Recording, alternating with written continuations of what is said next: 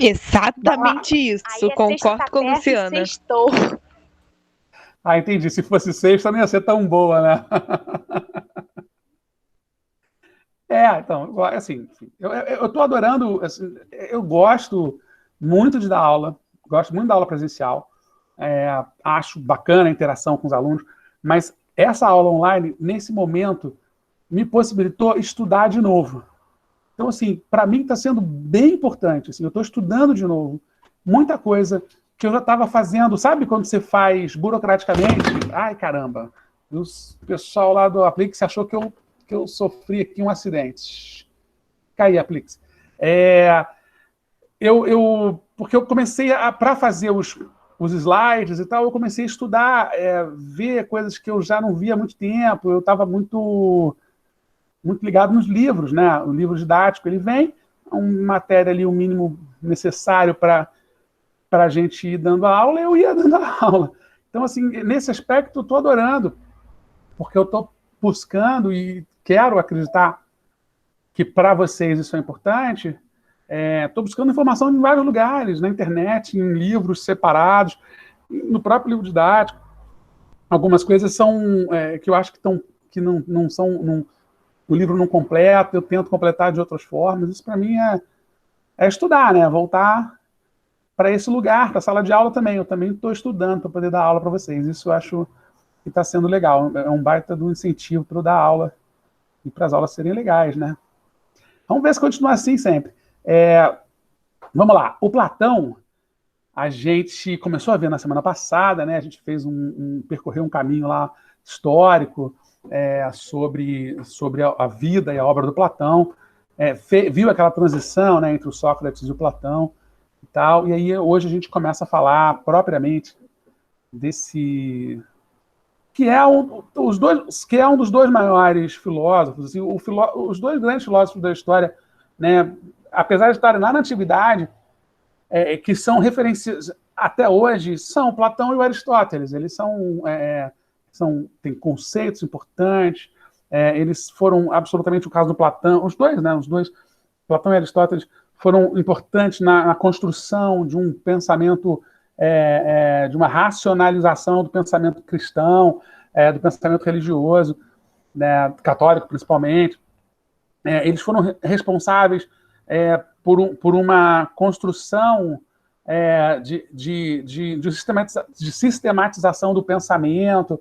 Então, acaba que eles são fundamentais para entender tudo, para entender filosofia, fundamentalmente, mas para entender as outras ciências também, né? Eles não são historiadores, mas eles são responsáveis por uma parte muito significativa da história da filosofia, porque todo o pensamento pré-socrático, de certa maneira, para neles ali, como eles são os caras que falam desses pensadores, né? Eu até falei na outra aula, do Empédocles, por exemplo, você tem um fragmento de uma frase só, então, assim, que sobrou, que chegou até 2020.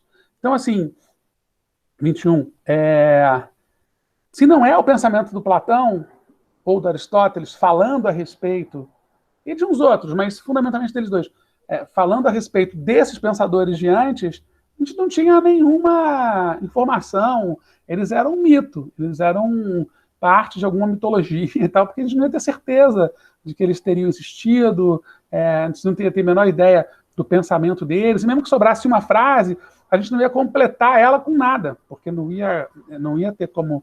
Né? Tem muita coisa nos hieróglifos lá do Egito que tem uma frase só, e aí os caras não conseguem traduzir porque não combina com nada. Então fica aquela frase morta ali, que ninguém sabe o que significa, que foi alguma coisa, que quis dizer alguma coisa, mas que eles simplesmente não têm nenhum parâmetro, assim, não tem nenhum texto assírio, não tem nenhum texto fenício, não tem nenhum texto hebraico, não tem nenhum texto grego, né, que eram as línguas, né, mais ou menos faladas naquela época, que cite aquilo, que se refira àquilo. Então aquela frase, ela está morta, virou um monte de símbolo que não faz o menor sentido, porque ninguém consegue traduzir. Né? Então, no caso dos gregos, a gente deu sorte de ter também o Platão e Aristóteles um pouco com esse nesse sentido, né, para que eles façam, possibilitassem, né, a nossa percepção da existência dessas filosofias, desse legado todo, né, da filosofia pré-socrática. Eu estou falando aqui e estou enrolando aqui porque eu estou procurando... tá aqui. Mudou o layout, sei lá por quê, do Meet, e eu estava procurando aqui a apresentação. Vamos lá. Aqui, olha lá. São aqueles youtubers engraçados. Estou muito engraçadinho hoje. Vai? Pronto. Não, primeira página. Voltando. Aqui. Platão. A execução de Sócrates, em 399, abalou Platão profundamente. Ele avaliou essa ação do Estado como uma depravação moral e como a evidência de um sistema político defeituoso. Eu catei na internet essa representação medieval do Platão e do Sócrates, que escolhi, né, botar aqui, para vocês verem como que o Sócrates, por exemplo, foi importante, e o Platão, né? Então aqui os dois, o Sócrates num patamar até mais alto, né, como o mestre e o discípulo, e é uma representação medieval, né? Se quando ele morreu, a gente já viu, né, existia uma impressão, uma sensação, né, na sociedade ali de deboche com relação a ele, de alguém que tinha fama de chato, de falastrão e tal, que ensinava os jovens a serem preguiçosos, ou que no caso, na verdade, era questionadores e não preguiçosos. Não foi essa imagem que ficou. Porque se tivesse sido essa, nunca uma imagem medieval que mostrasse o Sócrates teria essa dimensão aqui, sabe? De um cientista, né? De alguém com vários braços tentando entender o mundo.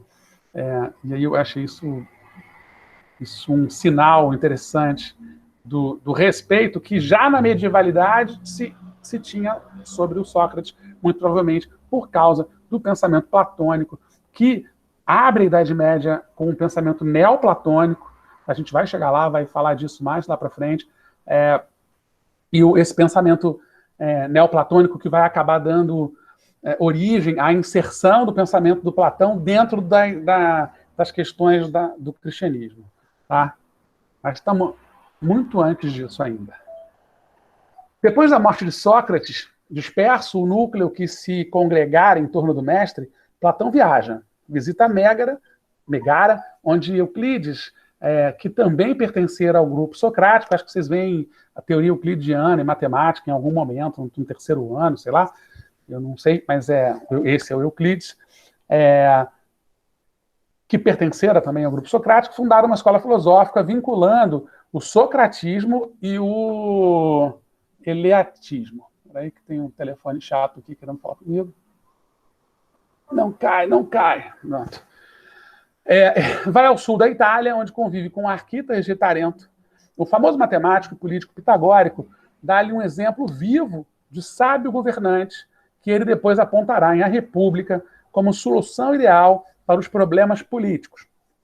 Na Sicília, em Siracusa, conquista a amizade e a inteira confiança de Dion, cunhado do tirano Dionísio, né? Aquele que a gente falou também na outra semana, na outra aula, que era muito jovem e ficou muito empolgado com a possibilidade de ter um filósofo de estimação, mas não estava muito afim de cumprir com as ideias do filósofo. E aí, um momento, brigou com ele e vendeu ele como escravo. Né? Para sorte do mundo, o Platão acabou sendo comprado por um outro filósofo, que era um rico viajante, que acabou libertando Platão e deixando ele voltar para Atenas para justamente fundar a academia, né, e fazer desenvolver todo o pensamento filosófico que ele desenvolveu. Mas essa ligação com Dion, talvez o mais forte laço afetivo da vida de Platão, representa também o início de reiteradas tentativas para interferir na vida política de Siracusa. Platão visita ainda o norte da África, mas de sua ida ao Egito quase nada se sabe com segurança. Certo é que em Cirene, no norte lá da África, inteirou-se das pesquisas matemáticas desenvolvidas por Teodoro, particularmente as referentes aos irracionais. grandezas como v ao quadrado, cujo valor exato não se podia determinar. Os irracionais matemáticos inspirarão várias doutrinas platônicas, pois representam uma justa medida que nenhuma linguagem consegue exaurir, ou seja, não se esgota. Seria o suprassumo do conhecimento, né? O conhecimento matematizado, né? Aquilo que nunca se esgota. E é interessante a gente ver que o Platão, ao contrário do Sócrates, ele se volta novamente para a matemática, né? Ele volta a ter a matemática. Lembra que o Sócrates não gostava de matemática, achava que os matemáticos dispersavam o conhecimento, que os matemáticos focavam em coisas que não eram importantes, né? O Platão não, o Platão vai em busca dos matemáticos novamente para completar as ideias dele, né? Agora deixa eu fazer aqui, que eu fiz uma confusão nesse PowerPoint, que eu vou para frente e vou para trás. Nascido em Atenas, Platão pertencia a uma das mais nobres famílias atenienses. Seu nome verdadeiro era Aristócles, mas devido à sua constituição física, recebeu o apelido de Platão. A gente viu na semana passada que há controvérsias a respeito disso, mas, enfim, esse termo, essa explicação acaba ficando direto nos livros didáticos. Eu vi uns 3, todos têm mais ou menos a mesma explicação. Mas a gente viu naquela super interessante, né, que existe uma outra variação do termo, uma outra possibilidade, que é o fato dele realmente se chamar, até nem se chamar Aristóteles, chamar Platão mesmo, porque há o registro de 31 Platões naquela época, naquele mesmo período. Então não era um nome, apesar de significar ombros largos, não é um nome impossível de alguém ter. Não era só um apelido. Enfim, foi discípulo do Sócrates, a quem considerava o mais sábio e o mais justo dos homens. Depois da morte de seu mestre, Platão empreendeu inúmeras viagens, né, como eu falei antes, foi a Megara e tal, foi à África, foi ao Egito, e amadureceu suas reflexões filosóficas. Por volta de 387, retorna a Atenas, onde funda sua própria escola filosófica, a Academia, nos jardins construídos. Aí também outra questão aí tá mais para revista de fofoca do que para questões filosóficas, mas é sempre curioso, né? Há quem diga que foi construído por um amigo dele, o Academos, mas e eu acho que estou mais propenso a acreditar na outra teoria, que também está naquela revista que a gente leu, que diz que aquele jardim era um jardim dedicado ao Academos, que era um mito grego, de um herói e tal, e que ali a própria Palas Atena, né, da sabedoria, né, ia lá para pensar. Então, aquele jardim que uma parte dele foi herdada pelo Platão, virou a Academia em homenagem a esse herói. Tá?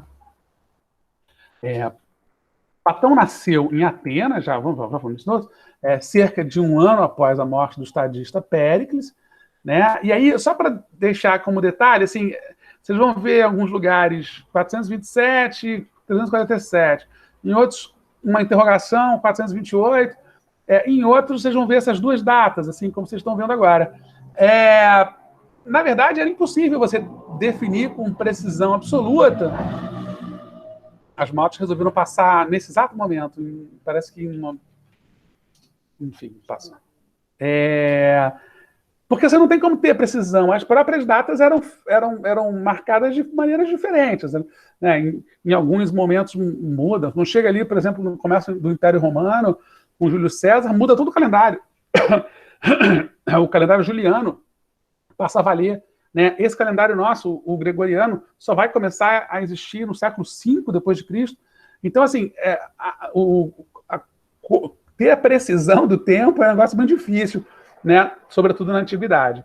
Então, ainda assim, os caras conseguem ali chegar a mais ou menos uma previsão de quando nasceu, de quando morreu.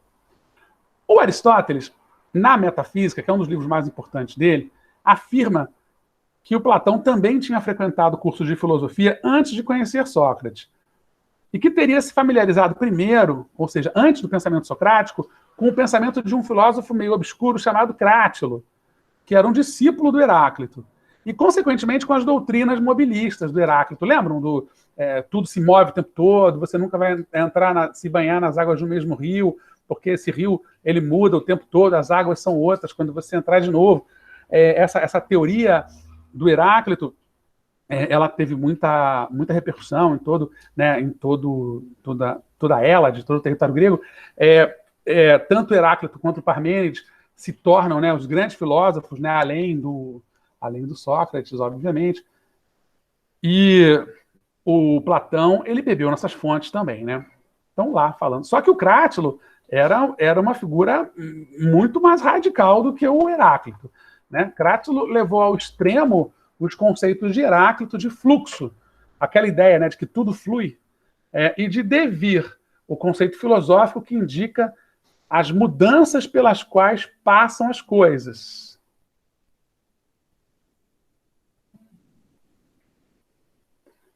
Afirmando que não só não se pode mergulhar 2 vezes no mesmo rio, mas nem mesmo uma única vez, porque a água que molha a ponta do pé não será a mesma que molha o calcanhar.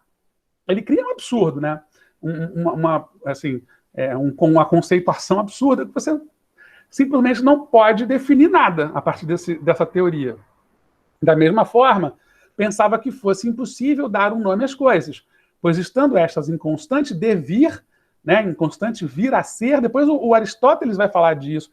O Aristóteles, na teoria dele, ele vai desenvolver a teoria do ato e da potência, que é o ato seria aquilo em que a potência se torna, né? Então, o potencial, sabe quando a gente fala assim, o fulano tem muito potencial, né? Mas ele não é ainda. Então, ele do potencial ao ser aquilo, né, tem um processo, né, que o Aristóteles vai teorizar a respeito. Né? Mas no caso aqui da teoria do Crátilo, todo mundo é potencial o tempo todo, porque você nunca chega a lugar nenhum. Da mesma forma, pensava que fosse impossível dar um nome às coisas, pois estando estas em constante devir, não seriam mais aquelas. Limitava-se, portanto, a apontá-las. Daí se segue sua tese da incognoscibilidade do real, que antecipa, de certa forma, o pensamento cético. Só uma confissão, quando eu falei incognoscibilidade do real, hoje, 12h40, não saiu de primeira hipótese alguma. Né? Eu só consegui falar essa palavra sem titubear nessa aula, na terceira aula, que é uma palavrinha difícil. Seria, então, uma espécie de cúmulo do dinamismo. Tá? Só para mostrar que o Platão também bebeu em outras fontes, além do Sócrates, né? e que na verdade, foi muito maior do que, né, simplesmente um discípulo do Sócrates que fez um grande trabalho. Já teria sido grande só de ter reproduzido a obra do Sócrates, mas, ou aquilo tudo que o Sócrates falou, mas ele foi muito além mesmo. Depois da morte, já falei disso, manifestando uma vida espiritual inquieta, em reelaboração permanente, as últimas obras de Platão levantam novos problemas ou reexaminam os antigos sob outros aspectos. Ao sofista e ao político deveria seguir-se o filósofo, diálogo que teria novamente Sócrates como personagem central, mas que não chegou a ser escrito. Em seu lugar surgiram Timeu e Crítias, que deveriam fazer parte de uma trilogia que ficou inacabada. Ele pensava muito como se estivesse escrevendo tragédias, como se estivesse escrevendo teatro, né? Desde aquela primeira vocação, né, inicial do Platão de tentar virar um tragediógrafo, né? Queria muito, muito que a história tivesse conseguido preservar essa peça dele, essa tragédia, para ver como é que era, mas não foi possível. Pela história, reza a lenda que ele mesmo queimou, né? Então, dá para saber. Mas ele acaba construindo toda a obra dele em diálogos, e nesse formato, muitas vezes, né, que era muito comum na época das trilogias. Mas não deu tempo. Ele escreveu 2 e na terceira ele já não estava mais vivo, não deu para terminar. Então, em seu lugar, surgiram Timeu e Crítias, que deveriam fazer parte, não, já falei disso, de uma trilogia que ficou inacabada, o Hermócrates, que seria o terceiro livro. Timeu constitui um vasto mito cosmogônico no qual Platão, revelando a crescente influência do matematismo pitagórico, descreve a origem do universo. Crítias apresenta um Estado semelhante ao descrito em A República, identificando-o com a Atenas pré-histórica, que teria salvo o mundo mediterrâneo da invasão dos habitantes de Atlas.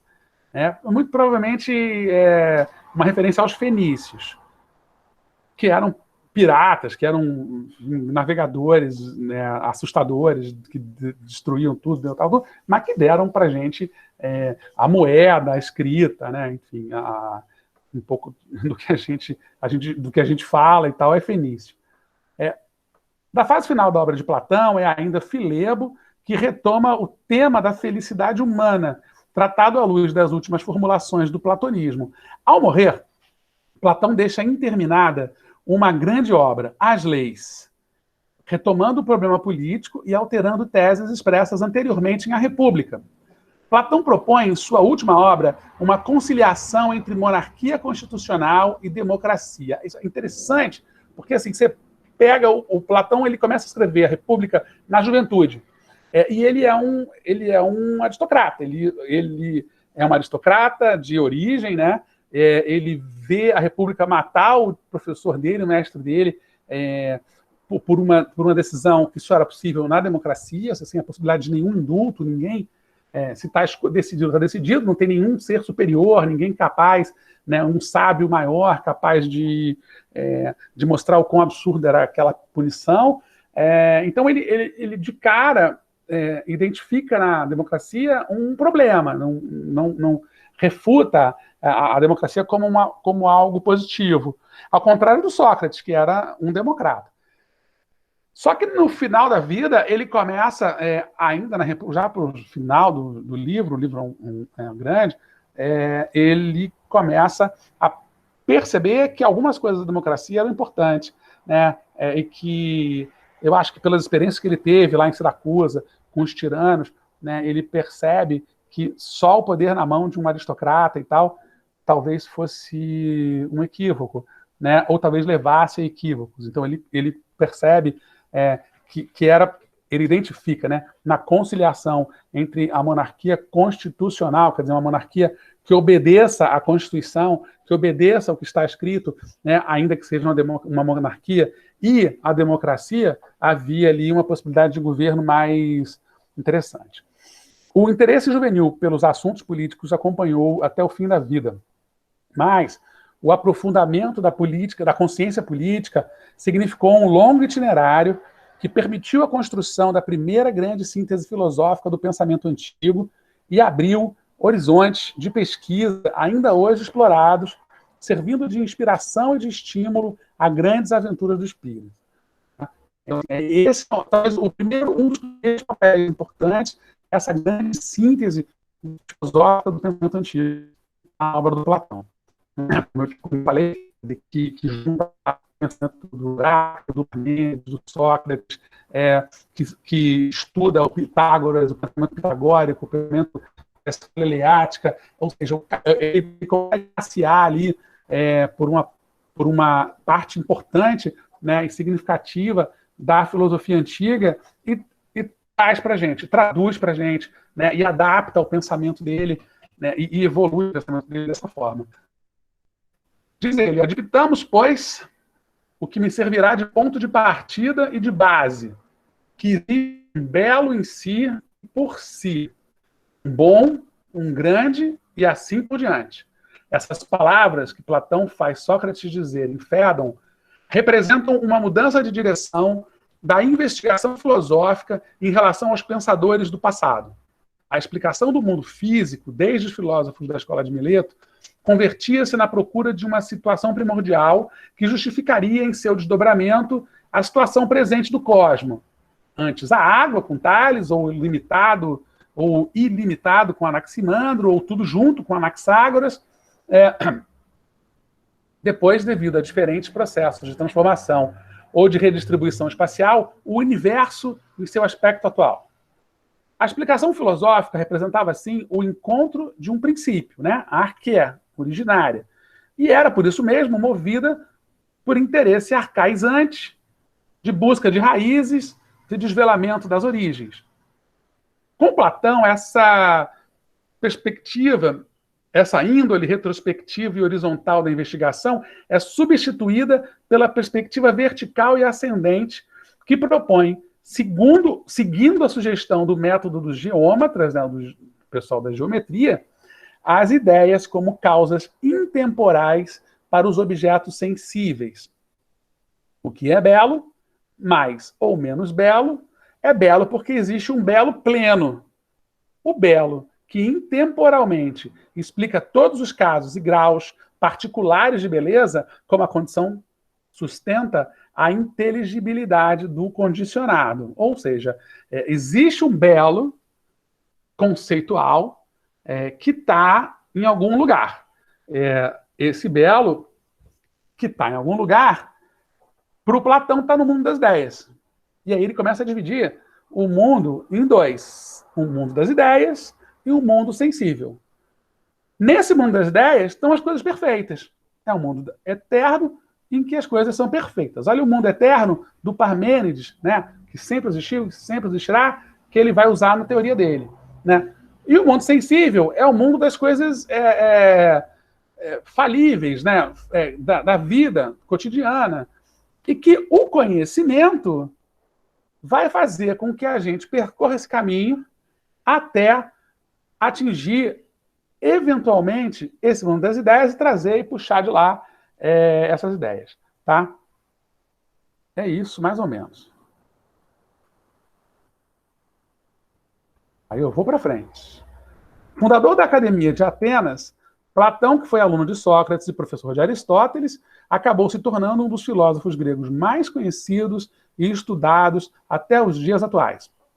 Especialmente por sua obra ter sobrevivido praticamente intacta mais de 2.400 anos, o que não aconteceu com a grande maioria dos seus contemporâneos. Quando Sócrates morreu, desiludiu-se com a política e dedicou-se à filosofia. Resolveu eternizar os ensinamentos do mestre, que não havia redigido nenhum livro, escreveu vários diálogos onde a figura principal é Sócrates. Platão opôs-se à democracia ateniense e abandonou sua terra. Viajou, onde estudou geometria, dedicou-se à astronomia, dedicou-se à matemática, reuniu-se com os discípulos de Pitágoras e começou a construir a sua própria teoria. Esses estudos deram-lhe a formação intelectual necessária para formular suas próprias teorias, aprofundando os ensinamentos de Sócrates e a filosofia grega. Muito importante para a história da filosofia, Platão é responsável por termos acesso ao pensamento de diversos filósofos da Grécia Antiga, como Sócrates, Heráclito, Parmênides e Pitágoras. Platão foi ainda o introdutor do método de diálogo em filosofia e, com sua obra A República, acabou fundando a filosofia política ocidental. Né? Para muita gente, ele é o criador da filosofia política. Geralmente a gente estuda na faculdade, tal, quando vai estudar ciência política, né, a política clássica, a gente começa lá com a República, depois com a política do Aristóteles, e depois dá um salto gigantesco, né, de mais de 1000 anos, e vai estudar o Príncipe de Maquiavel, e aí começa com toda a trajetória da política, da ciência política moderna. Tá?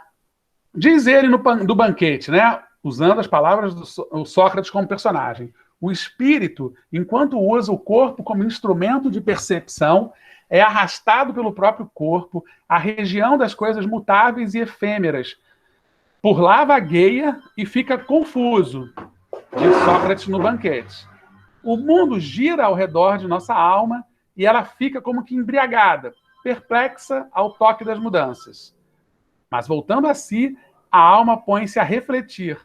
Então passa a um outro mundo, a uma região de pureza e eternidade, pois esses estados são próprios à alma, e a tais estados ela retorna quando está desimpedida. Então ela abandona seus caminhos errôneos e, entrando em comunhão com aquilo que jamais muda, torna-se ela mesma imutável. E esse estado de alma chama-se sabedoria. Tá? Vamos lembrar lá do que o Sócrates chamava de alma. O Sócrates chamava de alma o pensamento, né? A sabedoria está dentro do pensamento. Ele chamava, então, assim, ele não tinha nenhuma desvinculação do corpo para pensar na alma, tá? Só que o Platão, ele começa a abrir, uma possibilidade dualista, né? E ele vai ser chamado de dualista por isso, de que corpo e alma sejam coisas diferentes, separadas. Tá? E aí isso, inclusive, levar isso ao extremo é que vai fazer, que vai servir como uma das justificativas, um dos elementos, né, que vão ser usados pelos pensadores do cristianismo para fazer com que o pensamento platônico sirva aos propósitos cristãos, né? Porque o próprio Platão abre essa possibilidade de que alma e corpo sejam coisas diferentes. Tá? Mas, de qualquer maneira, ele também defende que alma que seria um estado, né, um estado de alma, que é a própria sabedoria. Isso vai ser muito importante para a teoria do conhecimento dele. Tá? O processo de conhecimento, então, para o Platão se dá assim. A teoria das ideias também costuma ser estudada em seus aspectos epistemológicos como teoria do conhecimento. E aí, falei para todo mundo isso.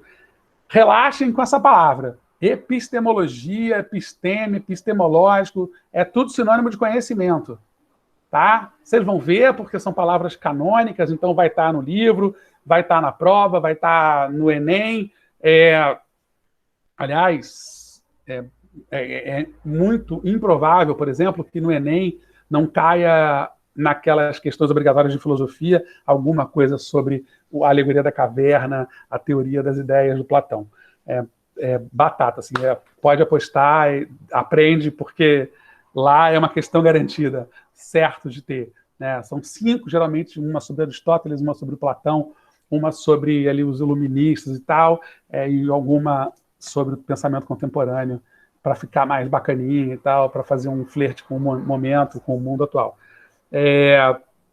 Mas então, a teoria do conhecimento é isso, tá? Então, quando vocês ouvirem lá episteme, é conhecimento. Epistemologia, estudo do conhecimento. Logia, estudo, né? Estudo do conhecimento. Não tem mistério, tá?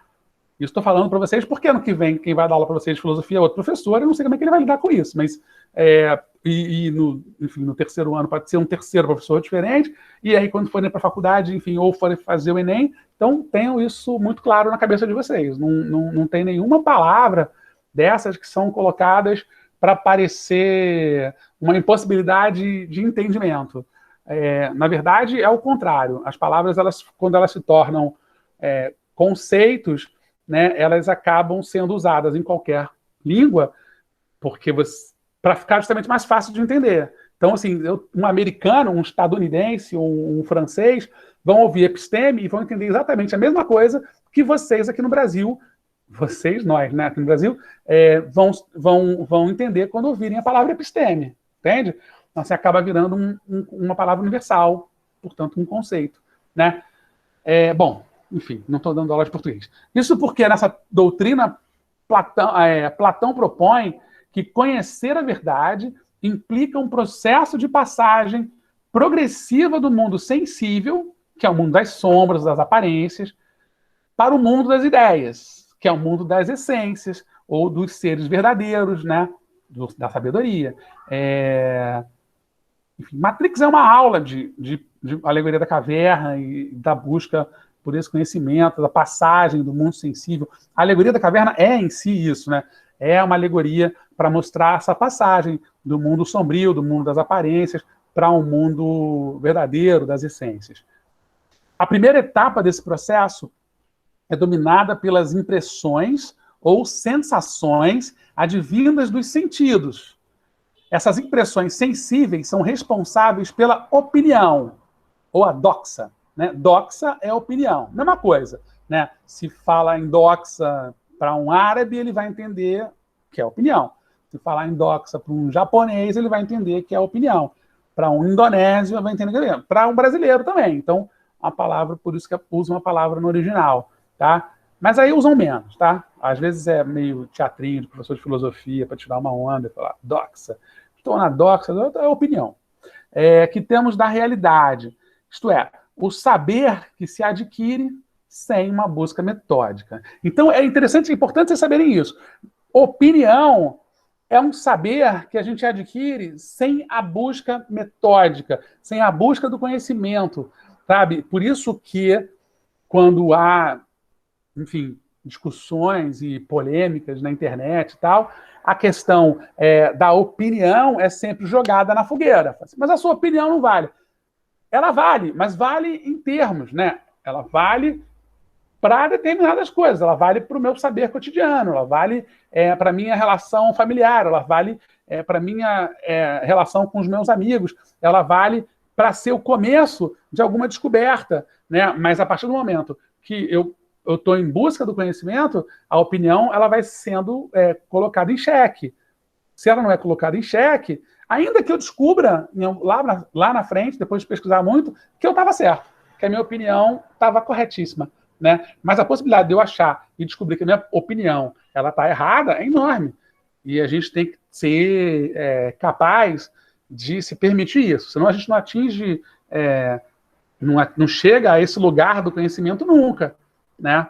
E a busca da vida, já falei 200 vezes disso, isso a busca pelo conhecimento. Né? Então, a primeira etapa seria essa, né? Da sua opinião, e o conhecimento vem logo em seguida. Para ser autêntico, ele deve ultrapassar a esfera das impressões sensoriais, o plano da opinião e penetrar na esfera racional da sabedoria, o mundo das ideias. Para atingir esse mundo, o ser humano não pode ter apenas amor às opiniões, ou a filodoxia. Eu estou adorando falar grego hoje. Ela precisa possuir um amor ao saber, que é justamente a filosofia. Estamos aqui estudando isso, né? Às quase 5 horas da tarde, de uma quinta-feira, que está agradável, não está chovendo, nem está calor. O método proposto por Platão para realizar essa passagem e atingir o conhecimento autêntico, ou a episteme, é a dialética, equivalente aos diálogos críticos de Sócrates. A dialética socrático-platônica consiste basicamente na contraposição de uma opinião à crítica que podemos fazer dela. Ou seja, na afirmação de uma tese qualquer seguida de uma discussão e negação dessa tese com o objetivo de purificá-la dos erros e equívocos, permitindo uma ascensão até as ideias verdadeiras. Pela explicação de Platão, nesse processo, vamos recordando as verdades eternas e imutáveis que já haviam sido contempladas por nossa alma no mundo das ideias. Ou seja, para o Platão, a gente já conhece esse conhecimento verdadeiro. A gente já se deparou com ele. A gente não lembra, mas a gente já perpassou por esse conhecimento do mundo das ideias, né? Que inclusive vai justificar muito plenamente lá para frente, né? Lá na Idade Média, essa ideia de alma, né? Da alma que vai para o céu e tal, e conhece essas coisas. Vai e vem, né? Cadê? Perdi.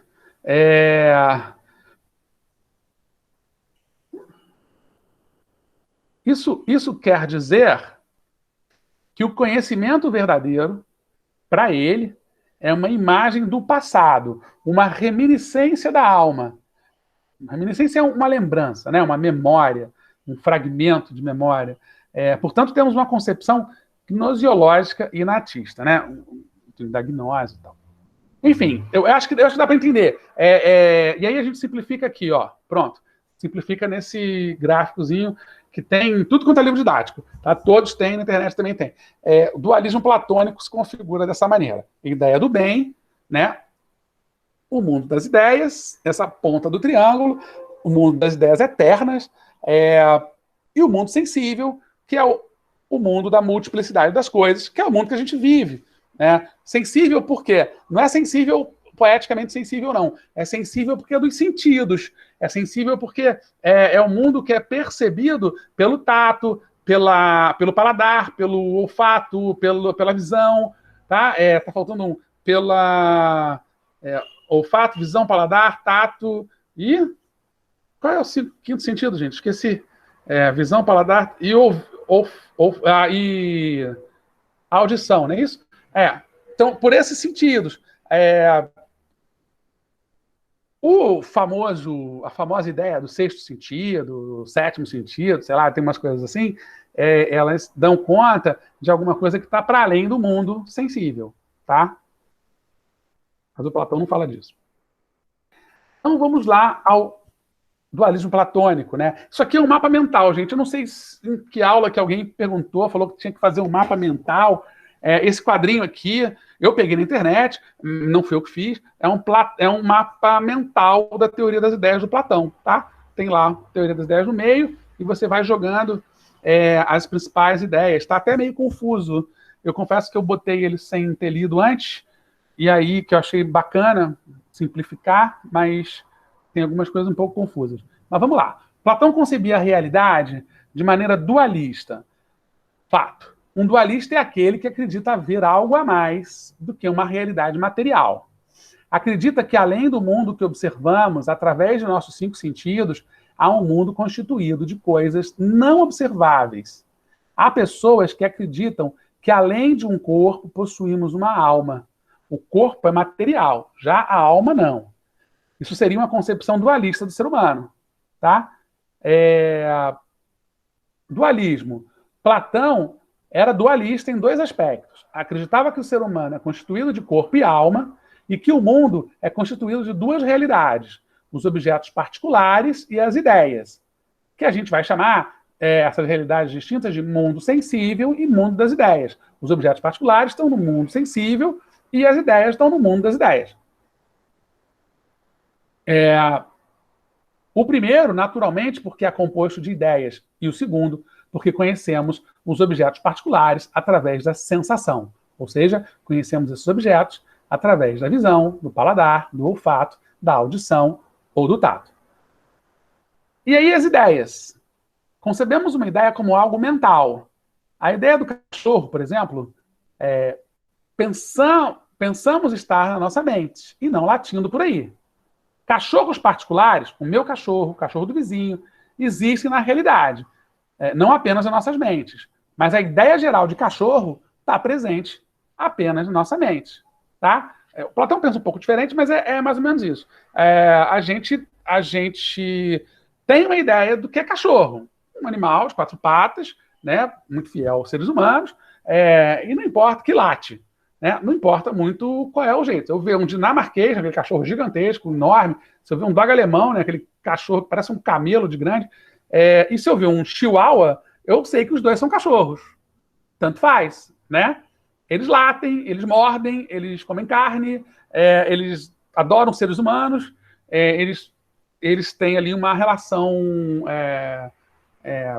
muito parecida, né, com a relação que eles têm conosco. Então, tanto faz que tipo de cachorro é. No entanto, se aquele cachorro miar, ele deixou de ser cachorro. Aí eu já não reconheço ele como um cachorro mais. Porque se ele mia, ele é um gato, né? Então, é uma outra ideia. É uma outra forma, que é um felino, tem pelos, é pequeno... Não, peraí, rapidinho. Licença, professor. Fala. Agora, eu literalmente estou imaginando um cachorro miando ou um gato latindo. Bugou a mente. Mas não é? Eu tô literalmente imaginando isso. Porque não é. Se você, né, assim, se você fizer usar você fica com isso na cabeça, e aí fica engraçado, né? Porque fica completamente sem sentido. Né? Dá um tilt na cabeça. Você, peraí, esse gato tá latindo, esse cachorro tá miando, né? Que é o que criança faz, né? Assim, porque acho que é Luna, né? Por que o gato mia, por que o cachorro... Porque isso, a gente tem isso... segundo Platão, isso é mais do que uma questão de aprendizado. A gente tem isso num mundo qualquer, aí que ele chama de mundo das ideias, e que esse conhecimento já existe. E a gente se apropria dele, quando dá, quando consegue. Né? No caso do cachorro é mais simples, mas no caso da matemática, por exemplo, eu vou precisar estudar loucamente matemática até conseguir entender um determinado teorema, né, para construir, de repente, uma ponte, para fazer uma barragem, né, numa região, para poder utilizar aquela eletricidade oriunda da força da água, né, e aí eu vou precisar fazer exatamente o caminho que o Platão propõe para chegar nesse mundo das ideias que é o do conhecimento, né? O gato, o cachorro miando agora, eu vou deixar a Maria Eduarda doida aqui.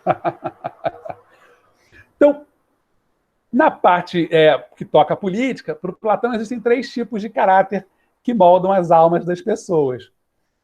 Cada tipo, em sua teoria política, deveria ocupar seu respectivo cargo na sociedade, a fim de formar uma organização perfeita da polis. Tá? Eu vou explicar isso aqui, está confuso? Com esse outro negócio aqui, ó. Aqui. Tá? Aqui está melhor explicado. Aplicando a sua filosofia, Platão imaginou na República uma sociedade ideal dividida em 3 classes, levando em conta a capacidade intelectual de cada indivíduo. A primeira camada, mais presa às necessidades do corpo, seria encarregada da produção e distribuição de gêneros para toda a comunidade. São os lavradores, os artífices, os comerciantes, né? A segunda classe, mais empreendedora, se dedicaria à defesa. Seriam os soldados, que estariam habilitados a isso, inclusive, né, até no mapa mental fala de outro jeito, ó, fala pessoas dominadas por impulsos de raiva, né, que estariam aptas ao serviço militar. O povo que gosta da guerra, né, da defesa e tal. E a classe superior, capacitada para servir-se da razão, seria dos intelectuais, com poder político. Assim, os reis teriam de ser escolhidos entre os filósofos. Tá? Essa é a teoria básica da República do Platão. Né? A ideia é basicamente essa. Que é uma ideia que pese alguma lógica muito perigosa, porque quem disse que intelectual é honesto? Né? Quem garante que o cara mais preparado intelectualmente vai ser o melhor gestor, vai ser o melhor, vai fazer o melhor para os mais pobres, para os menos favorecidos, para os em condições de vida diferentes. Né? Quanto intelectual tem aí no mundo que é extremamente aristocrático ou extremamente preconceituoso, né? Então isso não é sinônimo de qualidade administrativa, tá? Mas na cabeça do Platão e na cabeça de muita gente hoje em dia, isso é fato. Assim, o Brasil teve um presidente chamado de rei filósofo, né? Que era o presidente Fernando Henrique Cardoso, que era um intelectual de ponta, muito provavelmente um maior ou um dos maiores pensadores da história do Brasil contemporâneo, e é, de fato, um grande sociólogo, professor na Sorbonne, uma figura importantíssima do ponto de vista ali, do pensamento político brasileiro. No entanto, como presidente, não foi exatamente esse rei filósofo preconizado pelo Platão, né? Até porque, para governar e tal, você precisa fazer concessões, você precisa negociar coisas, você não governa sozinho, não é uma ditadura, nem pode ser, né? Está longe de ser o ideal. O próprio Platão reconhece isso no final da obra dele, né? Que se aproxima novamente da democracia de alguma maneira, num equilíbrio ali entre a democracia e a monarquia constitucional, certamente percebendo, por experiência própria, que o governo desses aristocratas, né? Claro que ele não conseguiu ver nenhum governo de rei filósofo, mas ele viu muito de perto o governo dos aristocratas, desses tiranos, né, que eram os comandantes das cidades-estados, e ele percebeu que não era exatamente o melhor dos mundos. Então, ele começa a se apropriar novamente de ideias democráticas. Tá? Diz o Platão que no mundo das aparências, ou mundo humano, existem apenas manifestações imperfeitas das formas puras. Esse quadro do Rafael é um quadro bem maior, que tem uma série de filósofos em volta. Eu até vou ver se eu acho, vou mostrar semana que vem, que eu achei bacana esse quadro. Eu acho esse quadro muito bacana. Ele tem o Platão e o Aristóteles no meio, bem no meio, centralizado. Os renascentistas, né? O Rafael, o Donatello, as tartarugas ninja, né? O Michelangelo e o Leonardo da Vinci, são os grandes reis da pintura moderna, né? Os grandes pais da pintura moderna. Eles trazem para a pintura a perspectiva. Então, eles pintam a antiguidade, eles são fascinados pela antiguidade, né? Eles pintam tudo que dizia respeito ao mundo antigo. E o Rafael pinta esse quadro que é belíssimo, um quadro enorme, e tem exatamente no meio o Platão e o Aristóteles. Né? O Platão é esse cara aqui, que está apontando para cima, e o Aristóteles é o cara que está do lado, que está apontando para frente, né? Mostrando muito claramente as diferentes perspectivas filosóficas desses dois gigantes da filosofia. Um olhando para o mundo como ele é, até um pouco parecido com o que o Sócrates fez, mas dando uma complexidade científica muito, muito maior, e o outro apontando para esse mundo vertical da existência de um mundo de ideias eternas que a gente não consegue visualizar, a gente consegue ver, a gente consegue perceber, né? E que só muito eventualmente a gente consegue captar algumas coisas. Tá. Deixa eu ver se tem mais alguma coisa para voltar aqui. Voltei muito, deixa eu ver o que eu pulei. Falei disso, falamos desse negócio. E aí, meninos, eu vou interromper. Isso aqui é muito maneiro, porque o que vocês acham que é esse monte de papel rasgado? Isso é uma parte da República, uma parte da obra do Platão. Eu sou absolutamente fã e devoto quase desses arqueólogos da filosofia, porque esses camaradas conseguiram, né, conseguem consertar esses papéis num quebra-cabeça que eu acho absolutamente impossível de entender, e conseguem traduzir ainda por cima algumas coisas e completar o que está faltando.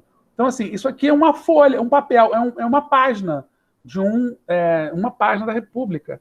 É absolutamente incrível como que os caras conseguiram traduzir isso, transformar isso em alguma coisa inteligível, né, e traduzir para que a gente aqui consiga ler e saber do que se trata, né, e dar aula, senão era impossível, senão não rolava, não conseguiríamos ter aula de nada da antiguidade, porque quase todas as obras antigas mesmo, assim, de antes de Cristo, elas sobraram assim, dessa forma, em papiros rasgados, em pedaços desconectados. Vou pegar a primeira, as primeiras versões dos livros, sei lá, dos livros religiosos, como a Bíblia e tal, ou antes de ser a Bíblia, né, porque a Bíblia é uma compilação de um monte de livro. Você vai ter... A primeira Bíblia não, porque já é medieval e foi muito bem preservada ali pela Igreja Católica. Mas os livros que chegaram até ali, né, 200, 100 antes, depois de Cristo, não sei o quê, também chegaram dessa forma, em pedaços ali que foram sendo traduzidos, até acredito que adaptados em parte, pelos padres apologistas lá dos primeiros padres da Igreja Católica. Então, vou terminar com esse pedaço aqui, porque depois a gente começa a falar da República. E aí eu vou deixar uma aula só para falar da República e da Alegoria da Caverna, que é a próxima aula, porque estou no meio, na verdade, do PowerPoint, então a gente teria mais uma hora, pelo menos, de aula pela frente. Então, eu vou deixar para a aula seguinte. Né? Como eu falei, Platão é grande, a gente já está aí, essa é a segunda aula sobre ele, teremos mais uma, pelo menos, para a gente fazer a transição para o pensamento aristotélico. Outrora, na minha juventude, experimentei o que tantos jovens experimentaram. Tinha o projeto de, no dia em que pudesse dispor de mim próprio, imediatamente intervir na política. Quem assim escreve em cerca de 354 a.C. é o septuagenário Platão, numa de suas cartas, a carta 7, endereçada aos parentes e amigos de Dion em Siracusa. O interesse de Platão pelos assuntos políticos decorria, em parte, de circunstâncias de sua vida, mas era também uma atitude compreensível num grego de seu tempo. Toda a vida cultural da Grécia Antiga desenvolveu-se estreitamente vinculada aos acontecimentos da cidade-estado, a polis. Essa vinculação resultava fundamentalmente da organização política constituída por uma constelação de cidades-estados fortemente ciosas de suas peculiaridades, de suas tradições, de seus deuses e heróis. A própria dimensão da cidade-estado impunha de saída grande solidariedade entre seus habitantes, facilitando a ação coercitiva dos padrões de conduta, ao mesmo tempo propiciava a polis o desenvolvimento de uma fisionomia particular, inconfundível, que era o orgulho e o patrimônio comum de seus cidadãos. Eles tinham absoluta certeza de que aquela praça da esquina era deles, né? Aquela rua do lado da casa dele era deles. Então, assim, eles se apropriavam da cidade. Aliás, esse é o conceito básico da ideia de cidadão. Cidadão é o cara da cidade. Ele é o dono da cidade. Ele se apropria da cidade. A cidade é nossa, entende? A gente tem responsabilidade pela cidade e também tem benesses pela cidade. Tá? O fenômeno geográfico e político associavam-se de tal modo que, na língua grega, polis era ao mesmo tempo uma expressão geográfica e uma expressão política, designando tanto o lugar da cidade quanto a população submetida à mesma soberania. Compreende-se assim por que um grego antigo pensava em si mesmo, antes de tudo, como um cidadão ou como um animal político. Tá? Uma definição que o Aristóteles vai dar. Né? O cidadão grego era um animal político. Né? Política é absolutamente fundamental. É você fazer parte da polis.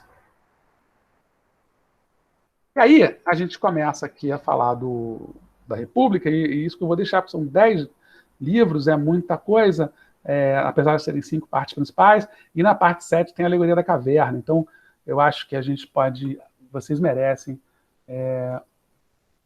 uma aula só para essa história da República e da Alegoria da Caverna. E ainda tem o Demiurgo, ainda tem mais o finalzinho da obra dele, que é justamente o modelo, o momento em que ele teoriza muito pouco a respeito disso, mas em que ele vai dizer que existe algum tipo de Deus além daqueles deuses gregos, todos que eles respeitavam, que teria arquitetado e construído todo o universo, porque não seria possível que não houvesse.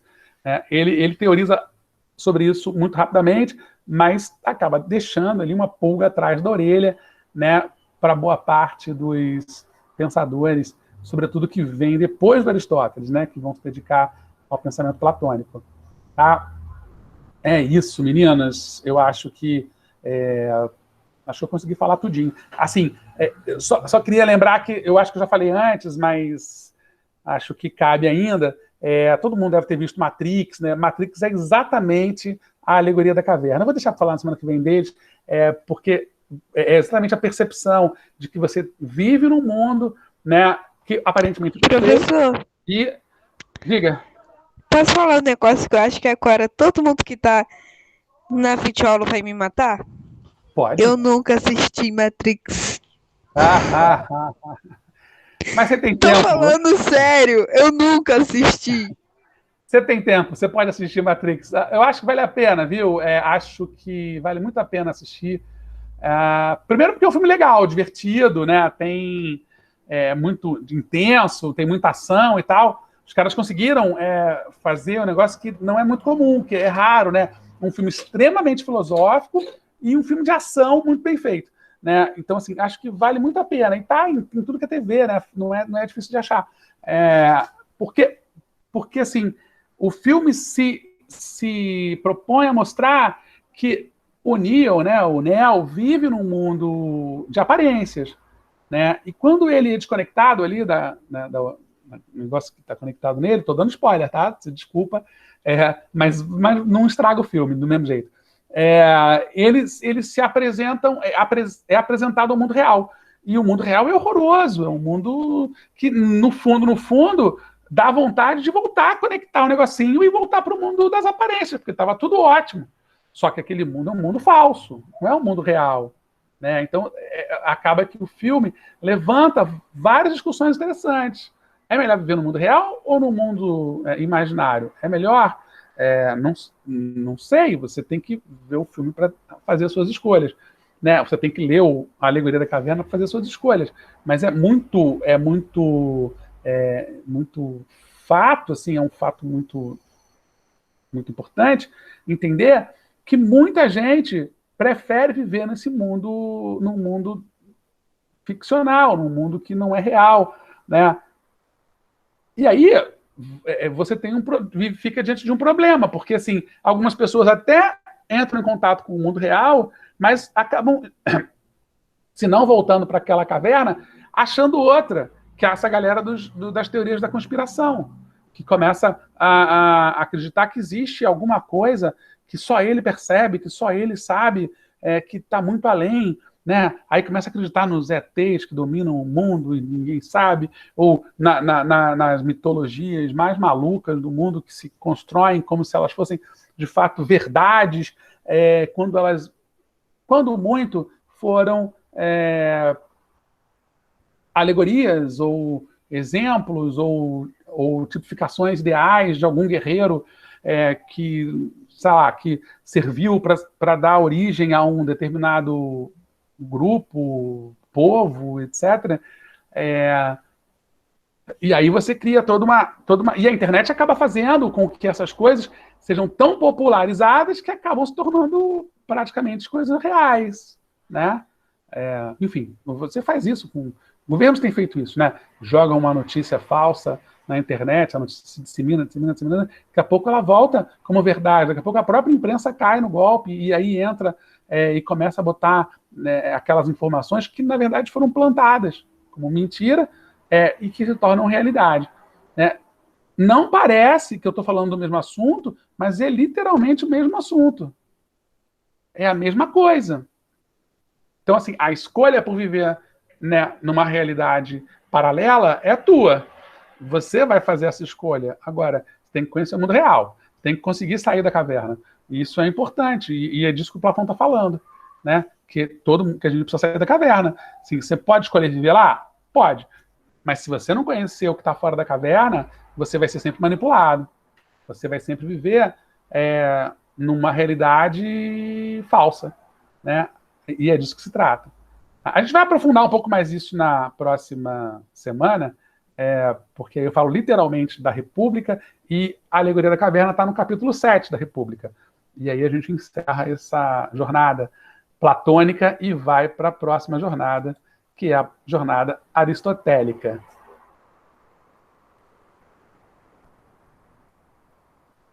Bom, meninas, eu vou interrompendo aqui a nossa gravação.